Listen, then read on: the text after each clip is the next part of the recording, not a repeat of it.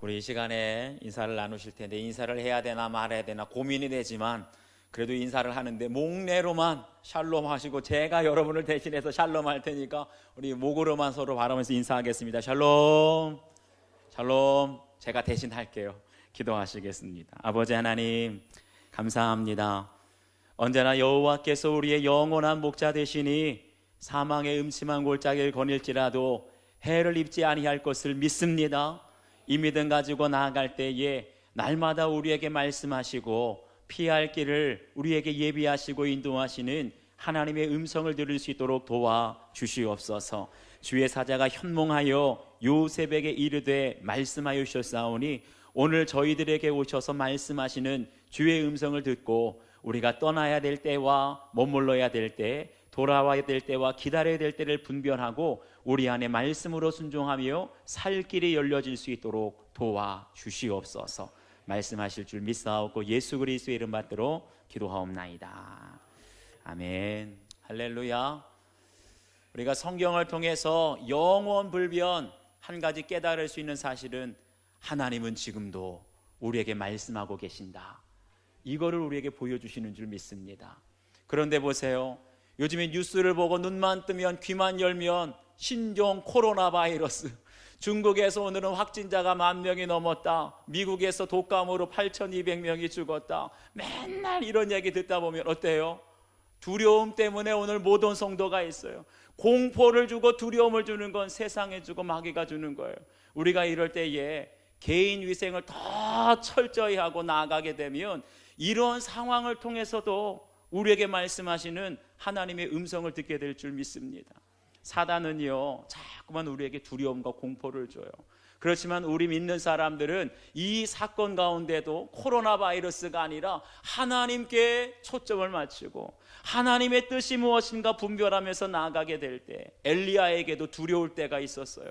아합의 아내 이세벨이 죽이려고 달려드니까 호렙산으로 도망을 갔는데 그 호렙산에 이르게 되었을 때 아주 세미한 소리로 엘리야야 네가 어찌하여 여기에 있느냐, 하나님의 음성을 듣게 된 것처럼 오늘도 이 상황 속에 우리가 하나님만 바라보고 주의 뜻을 분별하고자 할 때 세미한 음성을 듣게 될 줄 믿습니다. 그러면 피할 때를 말씀해 주세요. 그러면 우리가 돌아가야 될 때를 말씀해 주시고 기다려야 될 때를 우리에게 말씀해 주실 줄 믿습니다. 그래서 오늘 주시는 말씀을 통해서 주의 사자가 현몽하여 이르되 라는 제목으로 하나님의 음성 듣게 되기를 축원합니다. 첫 번째는 피할 곳을 말씀해 주십니다. 우리 13절 말씀을 함께 읽겠습니다. 13절 시작. 그들이 떠난 후에 주의 사자가 요셉에게 현몽하여 이르되 헤롯이 아기를 찾아 죽이려 하니 일어나 아기와 그의 어머니를 데리고 애굽으로 피하여 내가 내게 이르기까지 거기 있으라 하시니. 아멘. 여기에 보니까 그들이 떠난 후에 주의 사자가 요셉에게 현몽하여 이르렀다 말씀하셨다는 거예요. 근데 언제요? 그들이 떠난 후에, 동방에서 온 박사들이 떠나고 나니까 그때에서야 비로소 주의 사자가 요셉에게 나타났다는 거예요. 아무리 멀리에서 동방 박사들이 예물을 가지고 왔다 할지라도 그들이 경배할 때가 있으면 지체 없이 떠나가야 될 때가 있다는 거예요. 아무리 존귀한 동방 박사라고 할지라도 계속 머물러 있으면 주의 사자의 말씀이 들리지가 않는 거예요. 그런데 주의 사자가 떠나고 나니까 요셉에게 어떤 말씀이 들립니까? 헤롯이 아기를 찾아 죽이려 하니 일어나 아기와 그의 어머니를 데리고 애굽으로 피하여 내가 내게 이르기까지 거기 있으라. 아멘. 보세요. 지금 상황이 굉장히 긴박하게 돌아가고 있어요. 애굽은 지금, 요셉은 지금 무슨 상황이 진행되는지 알지도 못하고 있는데 헤롯은 아기 예수를 찾아서 쥐도 새도 모르게 죽이려고 지금 쫓아오고 있습니다. 그런데 보세요. 이렇게 긴급한 상황 속에 잠깐 지체하게 되면 영락없이 헤롯에게 잡혀서 죽을 수밖에 없습니다. 그런데 그런 긴급한 상황 속에서도 주의 사자가 현몽하여 요셉에게 이르기를 지금 당장 애굽으로 피하라 우리에게 말씀하여 주시는 줄 믿습니다. 사랑하는 여러분, 하나님은 지금도 저희들에게 피할 길을 말씀하고 계세요. 아무리 신종 코로나 바이러스가 우리에게 두려움을 주고 공포를 준다 할지라도 하나님은 주의 택하신 백성들에게 피할 길을 말씀해 주신다는 거예요. 제 아무리 헤롯이 수단과 방법을 가리지 않고 쥐도 새도 모르게 아기 예기수를 찾아서 죽이려고 한다 할지라도 하나님은 항상 헤롯보다, 코로나 바이러스보다 한 발 앞서는 거예요. 그래서 우리에게 피할 길을 말씀해 주시고 아기 예수를 안전하게 지켜주시는 줄 믿습니다. 그러면서 이어지는 말씀, 우리 14절 함께 읽겠습니다. 14절 시작. 일어나서 밤에 아기와 그의 어머니를 데리고 애굽으로 떠나가. 아멘. 여기 보니까 요셉이 밤에 일어나 애굽으로 떠났다 그랬어요. 밤에 일어났다는 것이 무엇입니까? 꿈속에 주의 사자의 말씀을 듣고 지체하지 않고 깨어나자마자 즉시로 애굽으로 출발했다는 거예요. 여러분 생각해 보세요. 잠에서 깨어나자마자 애굽으로 출발하는데 제대로 준비하고 출발했겠습니까? 우리가 가족이 해외여행을 갈 때 어때요? 그 일정에 따라서 하루 이틀 준비하는 것으로도 부족할 때가 있습니다. 그런데 밤에 잠에서 깨어나자마자 출발을 했는데 환전을 했겠습니까? 애굽의 날씨에 맞는 옷가지를 준비했겠습니까? 양식을 준비했겠어요? 그렇다고 애굽에서 가족들이 머물 여관방이라도 예약하고 출발했겠습니까? 가뜩이나 지금 마리아는요, 아기 예수가 갓 태어났어요. 신생아를 데리고 있는 엄마들은요, 남들보다 준비해야 될 물품들이 2배는 많습니다. 그런데 이것저것 다 따지면서 지금 당장 애굽으로 출발해라, 이 말씀을 듣고 출발할 수 있었겠어요? 아마 몇 날 며칠을 준비하지 않았겠습니까? 그럼에도 불구하고 오늘 말씀을 보면 요셉은 하나님의 말씀을 듣고 즉시 순종하여 애굽으로 떠나니라. 아멘. 하나님께서는 요셉처럼 겸손한 사람에게 오늘도 말씀하시는 줄 믿습니다. 가장 겸손한 사람이 어떤 사람이에요? 하나님의 말씀을 듣고 이것저것 계산하지 않고 즉각 순종하는 사람. 그런 사람에게는 아무리 위급한 상황이 와도 피할 길, 떠나야 할 때를 말씀해 주시는 줄 믿습니다. 아무에게는 하나님의 말씀이 들리는 게 아니에요. 우리가 듣고도 순종하지 않고 이것저것 계산하고 차일피일 미루는 사람, 하나님의 음성이 들리지 않아요. 그런데 즉각 순종할 준비되어 있는 사람에게는 오늘 이 자리에서도 하나님의 말씀이 들리게 될 줄 믿습니다. 저는 지난 한 주간 개인적으로 참 힘들고 어려운 시간을 보냈습니다. 우리 장로님께서도 기도하셨지만 이번 주 수요일 2월 5일부터 2월 12일까지 우리 중고등부에서 태국 끄랍이라고 하는 지역으로 비전 트립을, 선교를 떠나게 됩니다. 그런데 과연 이 선교를 보내야 될지 말아야 될지 하루에도 몇 번씩 고민이 되는 거예요. 1년 동안 우리 학생들이 기도하면서 준비했는데 무슨 소리야? 믿음으로 보내야지, 의심하면 안 되지.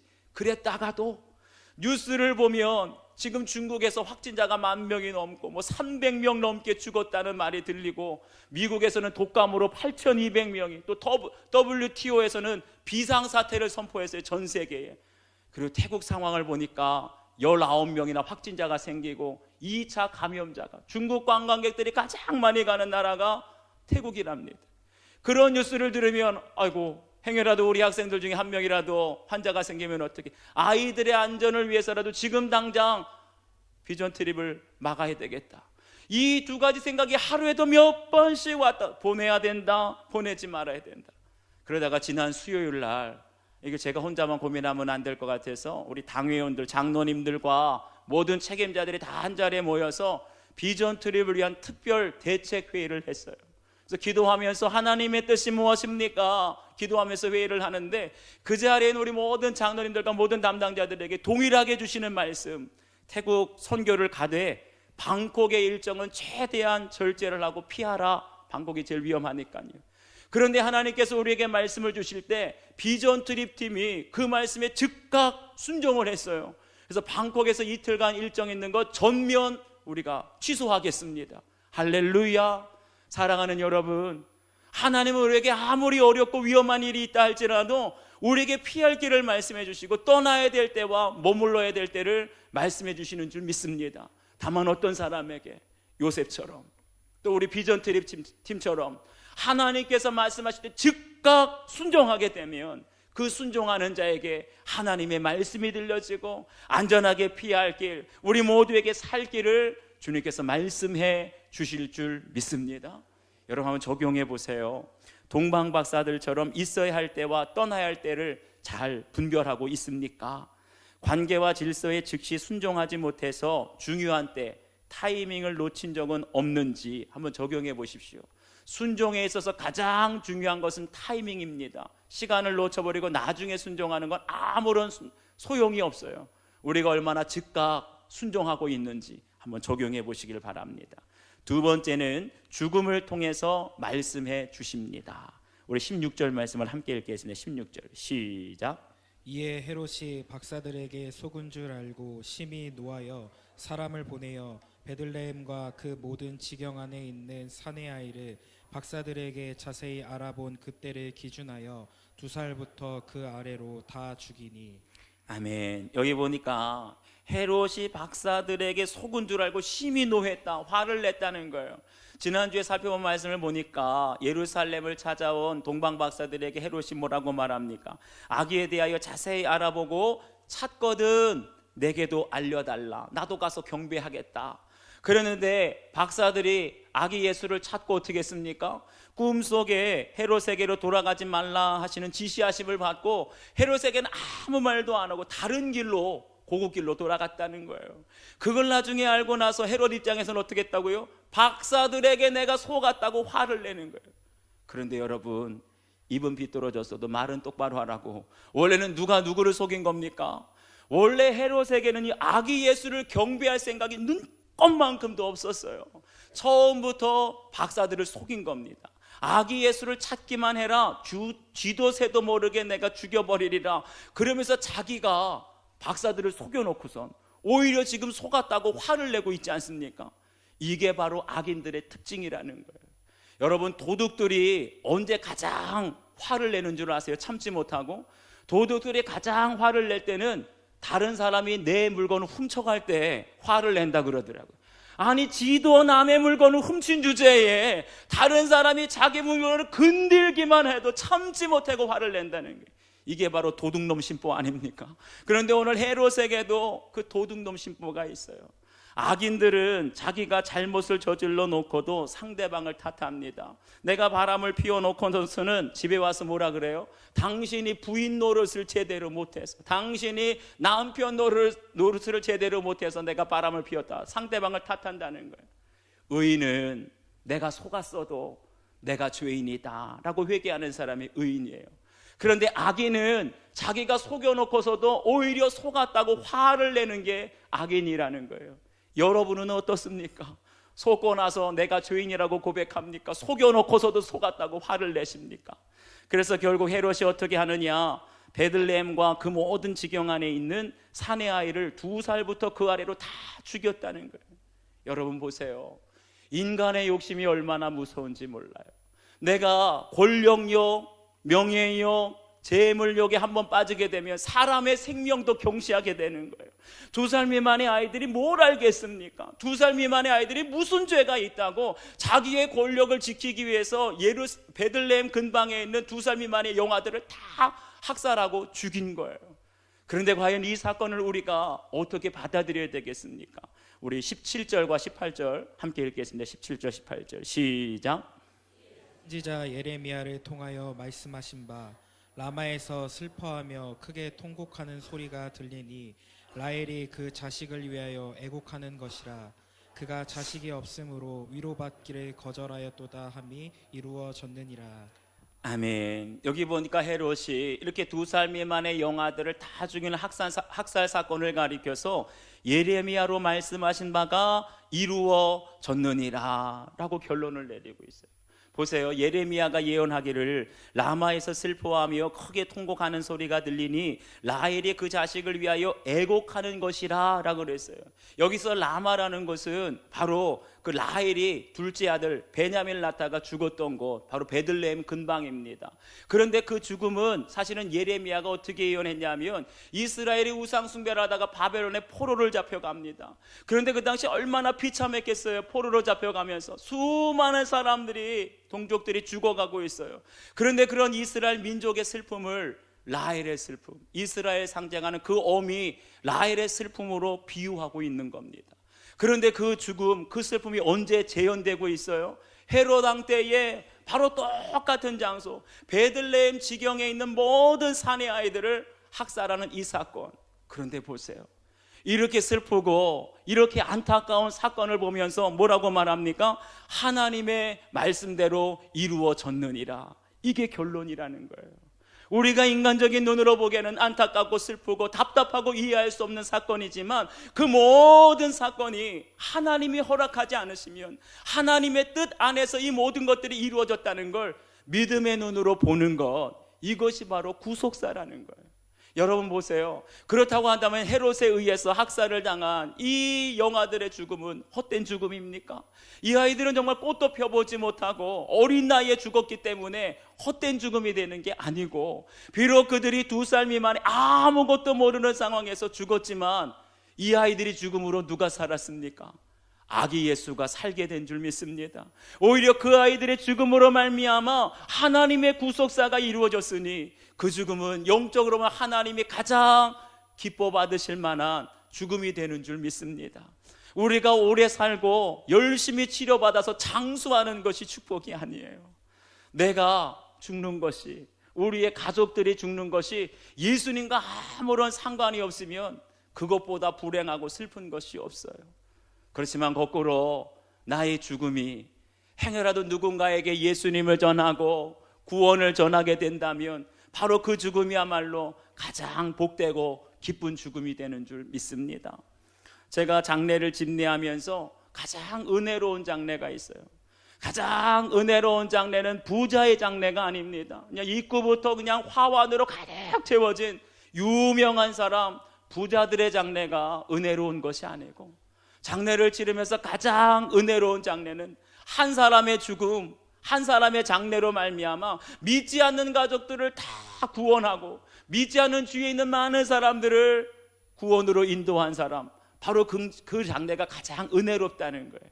제가 간혹 가다 보면 어떤 사람은 살아생전에는 신앙생활을 제대로 못했는데 죽을 때, 장례식을 할 때 가족들을 다 구원하는 경우도 있더라고요. 제가 예전에도 한번 말씀드린 적이 있는데, 예전에 안동 김씨 집안의 장손을 전도한 적이 있어요. 이 집안도 집안일 뿐만 아니라 그분이 사업을 크게 하시기 때문에 집안에서도 그냥 떠받드는 그런 분이었는데, 이분이 그만 폐암 때문에 사망 선고를 받아서 더 이상 수술도 치료도 안 된다. 그러다가 교회에도 한 번도 나온 적이 없는데 병원에서 전도를 받고 예수님을 구주로 영접하게 됩니다. 그리고 나서 이분이 병상세례까지 받게 돼요. 근데 그분의 집안이 어떤 집안이냐? 대대로 유교 집안, 제사 지내는 집안이었고, 그분의 어머니는요 보통 분이 아니셨어요. 새벽 3시면 매일 새벽 3시마다 일어나가지고 산속 절에 올라갑니다. 절을 1000번을 안 되나. 그분의 집이 아주 대저택이었는데, 전도대원들이 집으로 전도하게 되면 내 눈에 모래가 흙이 들어오기 전까지는 예수는 안 된다고, 교회는 절대로 안 된다고, 그러면 물 뿌리면서 욕을 바가지로 얻어먹고 왔어요. 그런데 그런 어머니가 떠받들던 장손, 그 아들이 폐암으로 사망 선고를 받고 병상 세례를 받는데, 이분이 예수님을 영접하고 병상 세례를 받는데요, 목사님이 오신다 그러니까 이분이 예수님이 오신다 그러시더래요. 그래서 폐암 환자가요 굉장히 고통스럽습니다. 말기 때가 되면 꼼짝을 할 수가 없어요. 그런데 그 아픈 몸을 예수님이 오신다 그러시면서 일어나서 옷을 갈아입고 정장으로 갈아입고 세례받을 준비를 하시더라는 거예요. 근데 그것을 가족들이 다 봤어요. 그렇게 병상 세례를 받고 고통스러운 말기 환자였지만 평안하게 잠들듯이 임종을 맞이했어요. 그리고 나서 기독교식으로 장례식을 하게 되는데, 그렇게 전도대원들이 가면 소금을 뿌리고 물을 뿌리고 욕을 바가지로 하던 그 꼿꼿하던 어머니가 예배자리에 나오는 거예요. 장례식을 기독교식으로 처음부터 마지막까지 다 참여하고 장례식이 마치고 그 어머니를 비롯해서 매일 새벽마다 3시에 일어나가지고 절에 올라가던 그 어머니를 비롯해서 자녀손들 약 20여 명이 다 예수님 믿고 구원받게 된 줄 믿습니다. 할렐루야. 그분의 죽음은요 단순히 폐암 걸려서 불쌍하게 죽은 그런 슬픔의 장례가 아니고, 한 사람의 죽음을 통해서 온 가족, 절대로 예수님 믿을 것 같지 않았던 온 가족을 구원하고 생명으로 인도하였으니, 여러분, 이보다도 더 아름다운 죽음이 있겠습니까? 하나님이 가장 기뻐하시는 장래요 죽음이 되는 줄 믿습니다. 여러분 한번 적용해 보세요. 가까운 가족이나 지체의 죽음을 통해서 다른 사람이 구원받게 된 것을 보신 적이 있습니까? 혹시 남을 속이고도 오히려 내가 속았다고 화를 내신 적은 없는지 여러분 각자 한번 적용해 보세요. 마지막 세 번째는 기다릴 때를 저희들에게 말씀해 주십니다. 우리 19절과 20절을 함께 읽겠습니다. 시작. 헤롯이 죽은 후에 주의 사자가 애굽에서 요셉에게 현몽하여 이르되 일어나 아기와 그의 어머니를 데리고 이스라엘 땅으로 가라. 아기의 목숨을 찾던 자들이 죽었느니라 하시니. 아멘. 여기 보니까 헤롯이 죽은 후에 주의 사자가 애굽에서 요셉에게 현몽하여 이르되, 오늘 보니까 주의 사자가 요셉에게 현몽하여 이르되 두 번이 나오는데, 한 번은 베들레헴에 있을 때, 한 번은 애굽에 있을 때, 주의 사자는 나라와 장소와 시간에 상관없이 오늘 이 시간에도 저희들에게 말씀하시는 줄 믿습니다. 그런데 지금은 애굽에 있을 때 요셉에게 말씀하셨다고 했는데, 이집트를 말하죠. 애굽은 지금도 이집트의 수도 카이로를 가게 되면 정말 요셉과 마리아 아기 예수가 피난했던 장소가 있어요. 그곳에 예수 피난교회가 세워져 있는데, 성지순례를 가게 되면 이 예수 피난교회를 꼭 방문합니다. 그런데 예수 피난교회가 어디에 있는가 버스를 타고 가다 보니까 카이로에서도 가장 변두리, 그런데 그곳을 지나가다 보면 막 무덤 마을이 있고 막 쓰레기 더미가 있는데 거기에서 막 아이들이 뭐를 찾아서 먹고 막 그래요. 그러니까 다시 말하면 예수님 피난교회가 세워진 것은 애굽에서도 가장 가난하고 가장 소외된 사람들이 살고 있는 곳. 그런데 그곳에서 피난 생활을 했으니 요셉이 얼마나 애굽이 떠나고 싶었겠습니까? 그런데 아무리 애굽을 떠나고 싶어도 떠날 수가 없었던 것이 헤롯이 죽을 때까지 기다릴 수밖에 없었던 거예요.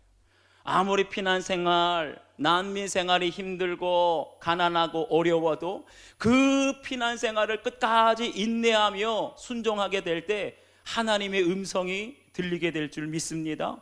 일어나 아기와 그의 어머니를 데리고 이스라엘 땅으로 가라, 돌아가라고 말씀해 주시는 거예요. 그러면서 이어지는 말씀, 우리 22절과 23절을 함께 읽겠습니다. 시작. 아우가 그의 아버지 헤롯을 이어 유대의 임금됨을 듣고 거기로 가기를 무서워하더니 꿈에 지시하심을 받아 갈릴리 지방으로 떠나가 나사렛이란 동네에 가서 사니, 이는 선지자로 하신 말씀에 나사렛 사람이라 칭하리라 하심을 이루려 함이로라. 아멘. 그렇게 해서 이제 애굽을 떠나서 그토록 사모하던 고향으로 유대로 가려고 하는데, 아켈라오가 그의 아버지 헤롯을 이어 유대 임금됨을 들었다라고 그랬어요. 아켈라오가 누구냐? 헤롯의 아들이에요. 그런데 이 아켈라오는 아버지 헤롯보다 더 잔인한 왕으로 소문났습니다. 여러분, 헤롯이 어떤 왕이라고 그랬어요? 지난주에 보니까 자기의 왕권을 지키기 위해서 아내까지 죽였어요. 두 아들까지 죽이면서 왕권을 지켰던 왕이에요. 뿐만 아니라 유대의 왕이 베들레헴에서 태어났다 이 소문을 듣고 그 지경에 있는 모든 사내 아이들, 2살 미만 아이들 다 죽일 정도로 정말 잔인한 왕 아닙니까? 그런데 그 아들 아켈라오는 왕이 되자마자 3,000명의 양민을 학살했다는 거예요. 요셉이 애굽에서 살면서 헤롯이 죽으면 돌아갈 수 있겠다, 헤롯 죽을 때까지 기다렸는데 막상 헤롯이 죽고 나니까 어때요? 헤롯보다 더 잔인한 아켈라오, 그 아들이 태어난다는 거예요. 여러분, 우리가 살면 우리 인생이 다 그러지 않습니까? 회사에서 고약한 상사, 저 사람만 없으면 좋겠다. 근데 그 사람이 나가고 나면 누가 와요? 더 악한 상사가 오지 않습니까? 우리 가정에서 시어머니 고난, 아이고 시어머니만 돌아가시면 평안하겠다 하면 시어머니 고난이 끝나면 더 지독한 남편 고난이 기다리고 있어요. 남편이 바람피고 폭력 행사하고, 남편 고난이 지나가며 살겠다 했는데 자식 고난이 옵니다. 남편 고난하고는 비교할 수도 없을 정도로 자식들이 가출하고 문제를 일으키고 부모의 마음이 더 찢어지는 거예요. 그러면 우리는 결국 기다릴 수밖에 없는 거예요. 또 기다리고 또 기다리고, 하나님의 훈련의 때가 남아있다는 증거라는 거예요. 그래서 결국 어디로 가게 됩니까? 꿈에 지시하심을 받아 갈릴리 지방으로 떠나가 나사렛이란 동네에 가서 살았다라고 그랬어요. 이 나사렛이란 어떤 곳이냐면 갈릴리 남부에는 아주 작은 동네입니다. 지금도 가게 되면 나사렛이라는 동네는 정말 볼품이 없고 너무나 작은 동네예요. 그런데 나사렛 하면 우리가 생각나는 성경 구절이 있죠. 빌립의 친구 나다나엘이 하기를 나사렛에서 무슨 선한 것이 날 수 있겠느냐. 이게 무슨 말이에요? 그만큼 유대인들에게 가장 차별받고 가장 천대받던 동네가 바로 나사렛이라는 거예요. 그러니까 예수님께서 나사렛 사람이라 칭하리라, 이 말은 뭐냐면 예수님을 가장 멸시하는 말, 예수님을 가장 경멸하는 말이 바로 나사렛 사람이라는 뜻입니다. 여러분 보세요. 예수님은 평생을 살면서 명문 가문, 최고의 학벌, 최고의 스펙과는 전혀 상관없는 인생을 사셨다는 거예요. 예수님 태어날 때부터 여관이 없어서 마구간에서 태어나셨어요. 그리고 태어나시자마자 헤롯을 피해서 애굽으로 피난 가서 난민 생활을 하셨어요. 그리고 거기서 돌아오셔서는 어디서 살았다고요? 예루살렘 같이 근사한 곳이 아닌 모든 사람들이 멸시하고 경멸히 여기는 그 나사렛에서 30년 동안 살았다는 거예요. 예수님의 인생을 보게 되면 마구간에 때가 있고 또 애굽에서 피난 생활하는 때가 있고 나사렛의 때가 있다는 거예요. 하나님께서 정해주신 그 때, 때로는 도망 다녀야 될 때, 때로는 가난하고 낮아지는 때, 아무도 알아주지 않는 그 어두움 속에 은둔하는 때가 있다 할지라도 그 때를 내가 순종하며 인내하며 기다리게 될 때 예수님을 우리의 구원자로 세워주시는 줄 믿습니다. 여러분들에게도 은둔의 때가 있었을 거예요. 저에게도 시골의 때가 있었어요. 저에게도 과부의 아들이라고 하는 때가 있었어요. 신학생이라고 하는 아주 가난하고 어려운 때가 있었어요. 그런데 그런 모든 하나님의 때를 순종하며 인내했더니 지금처럼 하나님께서 저를 쓰시게 된 줄 믿습니다. 최종 학력이 낮은 열등감 때문에 더 열심히 노력하고 욕심도 많다는 한 성도님의 묵상 간증입니다. 무슨 일이든지 열심을 내고 부지런히 하다 보니 교회 공동체에서 집사님은 슈퍼우먼 같아요, 자기 힘 좀 빼주세요 라는 말을 많이 들었는데, 저는 일이 해결되지 않거나 결과가 눈에 보이지 않아 답답할 때면 질서를 지키지 못하고 대신 해결을 합니다. 그러고는 마치 열등감이 해소되기라도 한 듯 우쭐해집니다.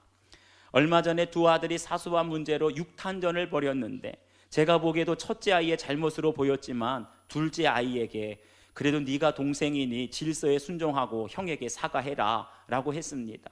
그러자 형이 틀렸어요, 저는 억울해요, 엄마도 아빠가 잘못했을 때 따지며 싸우잖아요 라는 둘째 아이의 대꾸에 저는 할 말이 없었습니다.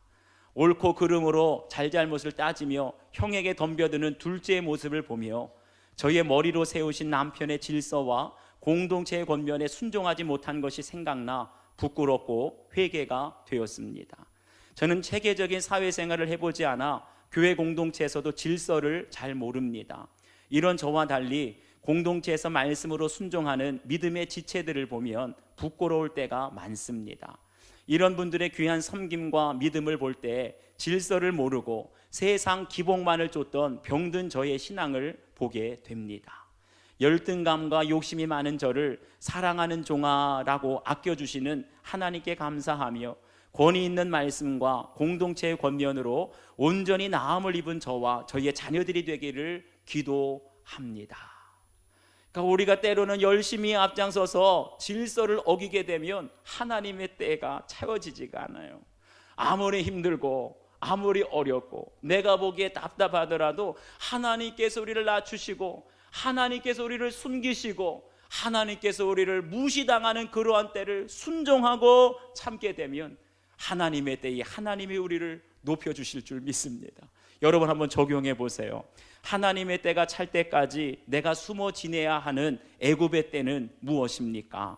사회적인 편견으로 무시받고 내세울 것 없는 나의 나사렛의 때는 무엇인지 여러분 각자 적용해 보십시오. 우리 주신 말씀을 기억하시면서 이 시간 결단의 기도를 드릴 텐데, 특별히 이 신종 코로나 바이러스 때문에 두려운데 우리에게 주신 하나님의 말씀, 있어야 할 때와 떠나야 될 때를 잘 분별하고 있습니까? 말씀이 들립니까?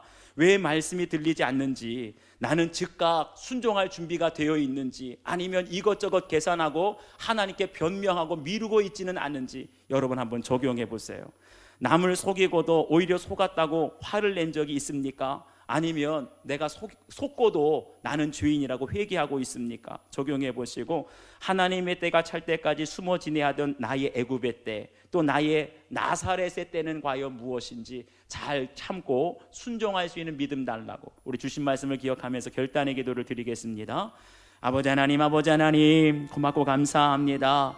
오늘도 요셉의 그 꿈속에 나타나셔서 주의 사자가 말씀하시는 것을 듣고 순종할 때 피할 길이 열려지고 떠나야 할 때를 말씀해 주신 것처럼, 오늘 신종 코로나 바이러스로 온 세상이 어수선하고 우리 나라 한평이 두려움과 공포 속에 빠져 있는 저희들에게 주여 말씀하여 주시옵소서. 두려워하고 공포에 빠져 있으면 하나님의 음성을 들을 수가 없습니다. 이러한 상황을 통해서 저희들에게 말씀하시고 역사하시는 하나님께만 집중하며 하나님의 말씀을 분별하며 나아가게 될 때, 아무리 긴급하고 위험한 상황 속에서도 피할 길을 말씀하시는, 떠나야 될 때를 말씀하시는 주의 음성을 들을 수 있도록 주여 도와 주시옵소서. 주의 말씀을 듣고도 즉각 순종하지 못해서 하나님의 말씀을 흘려듣지는 않습니까? 요셉과 같이 겸손한 믿음을 주시고 즉각적으로 순종할 수 있는 믿음을 허락하여 주셔서 그때 긴급한 상황, 위험한 상황 속에서도 우리에게 말씀하시는 그 음성을 듣고 우리에게 살 길이, 구원의 길이 열려질 수 있도록 아버지여 역사하여 주시옵소서. 하나님께서 우리에게 예수님과 같이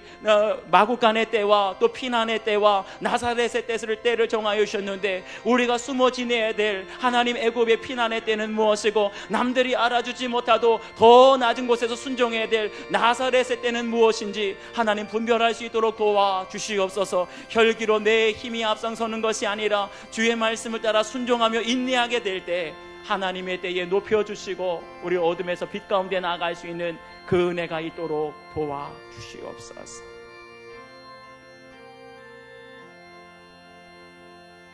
아버지 하나님, 오늘도 요셉에게 현몽하여 말씀하신 것처럼 저희들에게도 이 신종 코로나 바이러스로 두려움과 공포 가운데 있는 상황에서 말씀하여 주시니 감사합니다. 두려움 속에 빠져 있으면 아무리 하나님 말씀하여도 들려지지가 않는데, 세상이 주는 두려움과 공포가 아니라 주의 말씀을 순종하며 이 상황까지도 말씀으로 분별하고 해석할 수 있는 영적인 힘을 더하여 주시옵소서. 우리에게 요셉과 같은 겸손한 마음과 주의 말씀을 즉각적으로 순종할 수 있는 믿음을 주셔서 아무리 긴급하고 위험한 상황이라 할지라도 피할 길과 떠나야 될 때를 말씀하시는 주의 음성을 듣고 나아갈 수 있도록 도와 주시옵소서. 그럴 때에 우리에게도 마구간의 때가 있고 피난의 때가 있고 또 나사렛의 때가 있는데, 이 모든 때를 불평하며 내 혈기로 앞장서는 것이 아니라 모든 때에 하나님의 말씀대로 순종하며 인내하게 될 때 하나님께서 예수님을 높여주신 것처럼 주의 백성들을 높여주시고 은혜의 길로 인도하여 주실 줄 믿습니다. 이 믿음 가운데 살아갈 수 있는 주의 백성들 다 될 수 있도록 승리의 길로 인도해 주시옵소서. 감사드리며 예수 그리스도의 이름 받들어 기도하옵나이다. 아멘.